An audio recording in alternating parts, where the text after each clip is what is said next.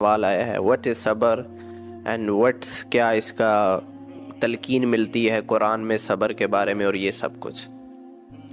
سب سے حیران کن بات عمیر بھائی یہ ہے کہ سورۃ البقرہ میں دوسرا سپارہ سیقول السفہاء، اس کے سیکنڈ پیج پہ آپ کو جو رکوع ملتا ہے اس میں یا ایھا الذین آمنوا استعینوا بالصبر والصلاۃ، کہ نماز کے ذریعے صبر حاصل۔ اب دیکھیں پہلے سب سے پہلے صبر کو ڈسکس کر لیتے ہیں، پھر اس کے بعد آگے صبر کی مسکانسیپشن ہے۔ اچھا، صبر کس چیز کو کہتے ہیں؟ صبر اس چیز کو کہتے ہیں، ایک ایگزامپل دے کے آپ کو سمجھاؤں گا کہ صبر کس چیز کو کہتے ہیں۔ اگر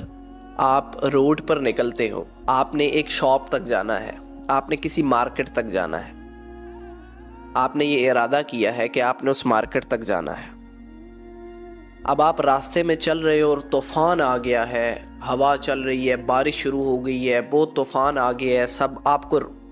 کنڈیشنز مشکل ہو گئی ہیں، لیکن آپ کانسٹنٹلی چلتے جا رہے ہو کیونکہ آپ نے ارادہ کیا ہے آپ نے اس مارکیٹ میں جانا ہے۔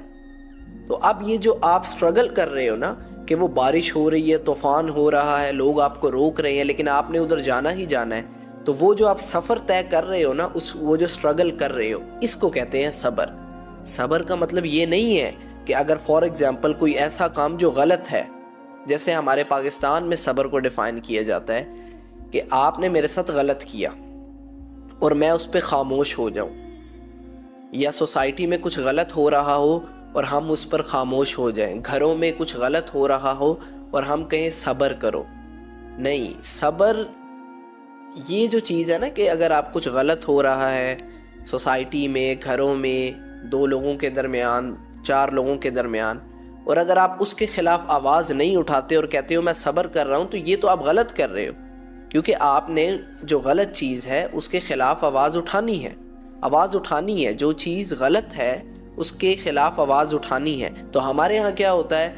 کہ ایگزامپل دیتا ہوں کہ ہماری مائیں بیٹیوں کو کہ یہ تو ہمارے خاندان کا رواج ہے، صبر کرو، کچھ غلط ہو رہا ہے، کوئی پریشر ڈالا جا رہا ہے، کچھ ایسے ویسے، اور ایسے کہا جاتا ہے کہ صبر کرو، چپ رہو، خاموش رہنے کو بیسیکلی صبر کہا جاتا ہے۔ صبر پہلی چیز تو یہ ہے، صبر اس چیز پہ کیا جاتا ہے جو حق ہے، غلط چیز پہ آپ صبر اس پہ برداشت کرو، اس کو صبر نہیں کہا جائے گا۔ غلط چیز جو ہے، جو ظلم ہے، اس کے خلاف آواز اٹھانا ہر انسان کا فرض ہے، میں یہ سمجھتا ہوں، کیونکہ سورۃ العصر میں